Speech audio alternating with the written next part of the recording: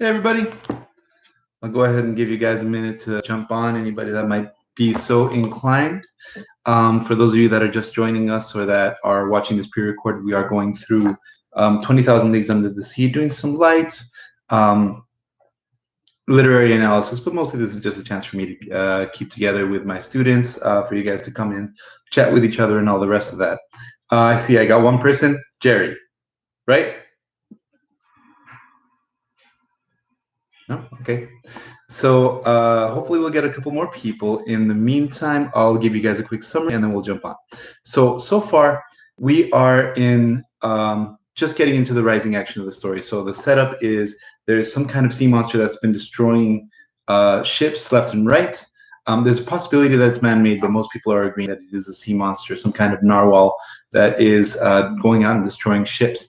So a famous French scientist is going on a trip right now with the U.S. military that he was hired to go and actually seek out the whale with his manservant. So it's just him and the servant, and they're on Commander Farragut's ship, the Abraham Lincoln.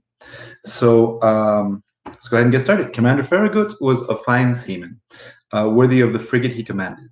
His ship and he were one. He was its soul. On the cetacean matter, no doubts ever sprang to his mind, and he didn't allow the animal's existence to be disputed on board his vessel. He believed in it as certain pious women believe in the Leviathan from the book of Job, out of faith, not reason. The monster existed, and he vowed to rid the seas of it. The man was a sort of knight of Rhodes, a modern-day Deodon of Gozo, on his way to face the dragon devastating the island. Either Commander Farragut would slay the narwhal, or the narwhal would slay Commander Farragut. No middle ground existed for these two. Whoever's online, please feel free to just say hi, say how you're doing, and all the rest of that, just while I read through this. As for the crew, the ship's officers shared the view on the leader. While they scanned the vast expanse of the ocean, you couldn't help hearing them chatter, bicker, debate, and calculate the various chances of meeting up with the creature. Voluntary watches from the cross trees and the Tagal sail were self-imposed by more than one who would have cursed this chore under any other circumstance.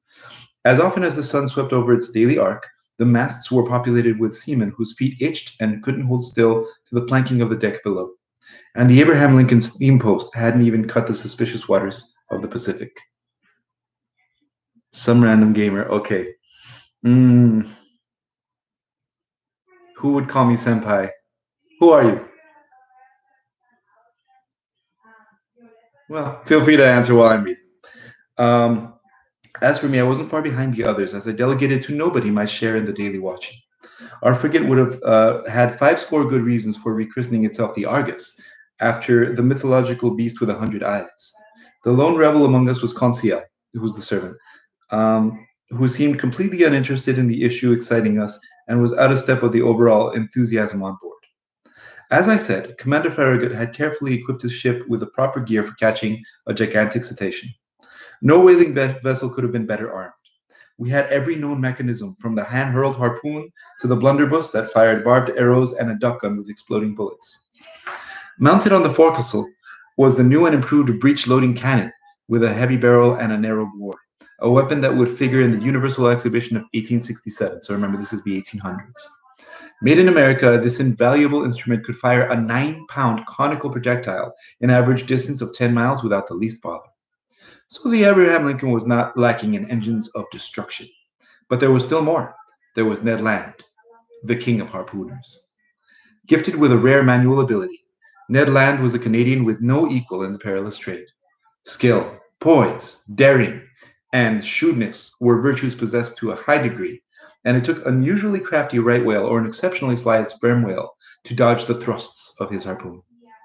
Ned Land was about 40 years old, a man of great stature, over 6 English feet, and he was powerfully built, earnest in matter, not very sociable, sometimes headstrong, and thoroughly bad-tempered when crossed.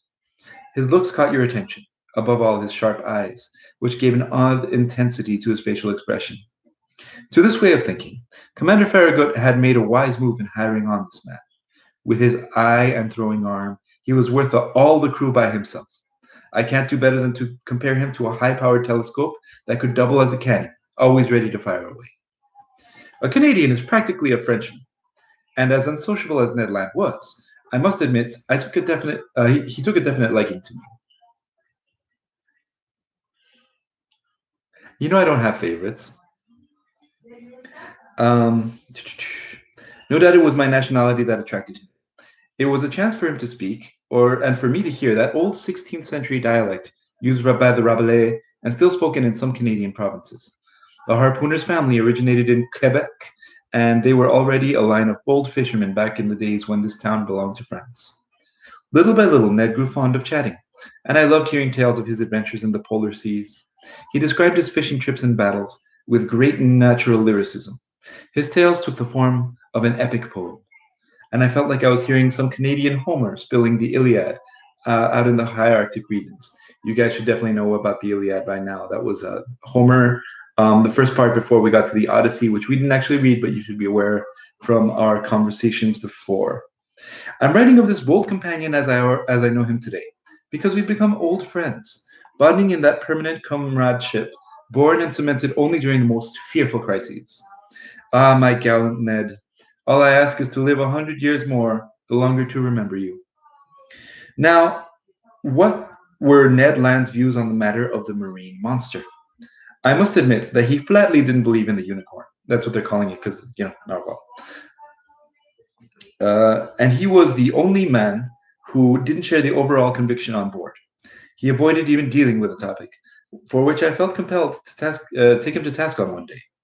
One magnificent evening on June 25th, in other words, 3 weeks after our departure, the frigate lay off Cabo Blanco, 30 miles leeward to the coast of Patagonia, South America, I believe Chile. Hey, Jerry.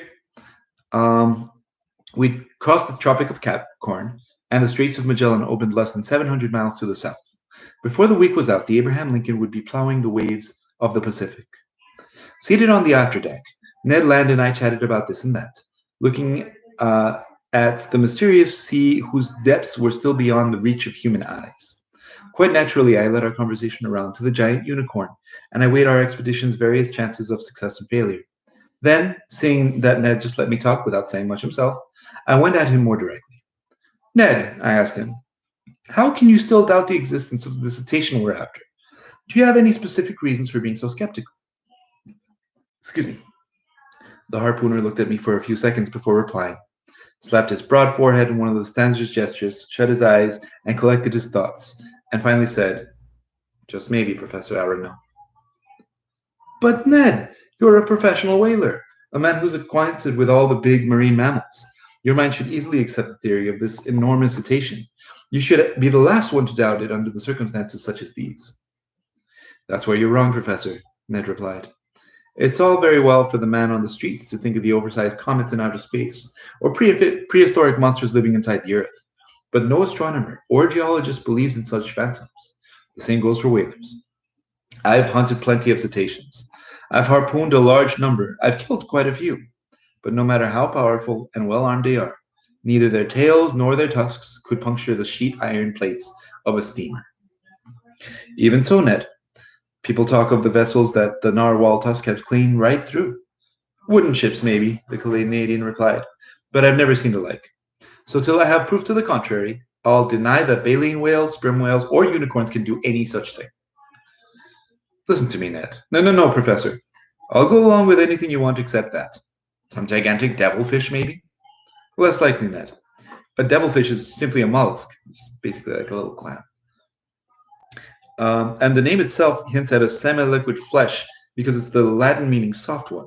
Devilfish don't belong to the vertebrate branch, and even if one was 500 feet long, it still couldn't do the slightest to harm the ships such as the Scotia or the Abraham Lincoln.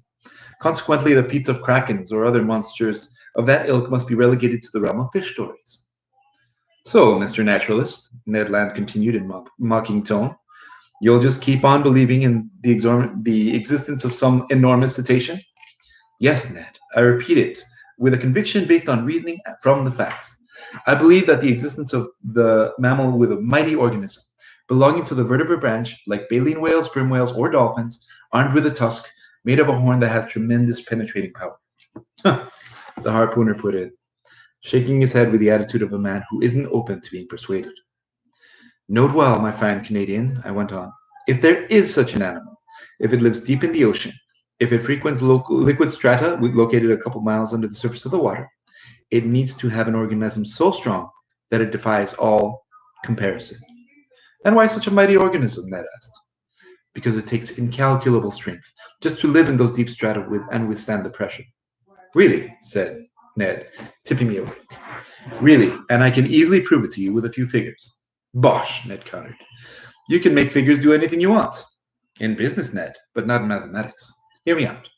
Let's accept that the pressure of one atmosphere is represented by the pressure of a column of water 32 feet high. In reality, this column of water couldn't be quite so high because then you're dealing with salt water, which is denser than fresh water. Well, then you dive under the waves, Ned, for at least 32 feet above you. Your body is tolerating the pressure of one more atmosphere. In other words, 14.2 pounds per each square inch of your body surface. So it follows that 320 feet down, this pressure is equal to 10 atmospheres. To 100 atmospheres at 32,000 feet, to 1,000 atmospheres at 32, or sorry, the first one was 3,200, 32,000 feet, and hence around 6 miles down, which is tantamount to saying that if you could reach that depth of the ocean, each square inch on your body surface would be experiencing 14,200 pounds of pressure. Now then, my gallant Ned, do you know how many square inches there are on the surface of your body? I haven't the foggiest notion, Professor Arano. About 2,600. As many as that? Yes.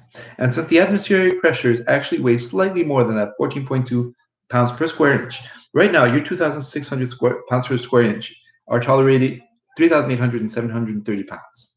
Without your noticing it. And if you aren't being crushed by all that pressure, it's because the air penetrates inside your body to make the equal pressure. Ergo, there's a perfect balance between the inside and outside pressure, which neutralize each other and allow you to handle them without discomfort. But in the water, it's a different story. And I know, obviously, all this math is getting really boring. Any of you guys that have ever seen Dragon Ball Z, this is gravity training.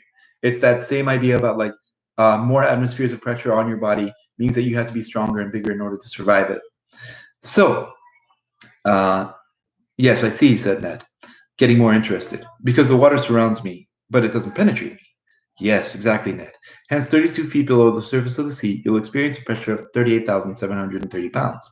At 320 feet, or 10 times greater pressure, it's 387,300 pounds. At 32,000 feet, or 100 times greater pressure, it's 3,873,000. Finally, at 32,000 feet, or 1,000 times greater pressure, it's 38,730,000. In other words, you would be squeezed as flat as if you'd been yanked between the plates of a hydraulic press. Holy blazes, Ned put in. All right, my foreign harpooner. If vertebrates several hundred yards long and proportionate in bulk live at those depths, their surface areas must make up hundreds and thousands of pounds per square inch. For the pressure they experience must be measured in billions of pounds.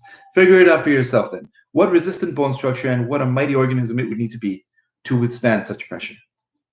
They would need to be manufactured, Ned Land said, from sheet iron plates 8 inches thick, like ironclad frigates. That's right, Ned. Then imagine the damage that kind of mass could inflict if it were speeding its fast express train and it struck a ship's hull. Yes, really.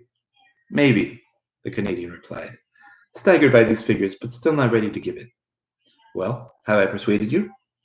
You have persuaded me of one thing, Mr. Naturalist, that deep in the sea, such animals would need to be just as strong as you say, if they exist.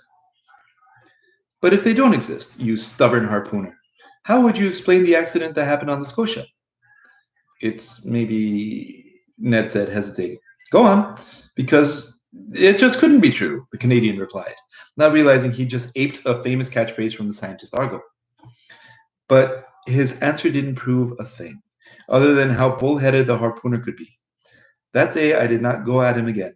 The Scotia's accident could not be denied. Its hole was real enough that it had to be plugged up, and I don't think that a hole's existence can be more emphatically proven. Now then, a hole didn't just make itself, and since it hadn't resulted from underwater rocks or underwater machines, it must have been caused by a puncturing tool of some animal. Now then, for all the various reasons given at this point, I believe that animal was a member of the branch Vertebra, class Mammalia, group Pisciforma, and finally order Cetacea. As for the family in which it would be placed, baleen whale, sperm whale, or dolphin, the genus which it belongs, and the species to which it would find its proper home, these issues had to be left for later. To answer them called for dissecting this unknown monster. To dissect it called for catching it, and to catch it called for it to be harpooned, which was Ned Land's business. To the harpoon, it called for sighting it, which was the crew's business, and to sight it called for meeting up with it, and that was chancy business. All right, so that's it for chapter 4. We will get to chapter 5 tomorrow. I hope to see you guys all right back here at 3. Have a good day.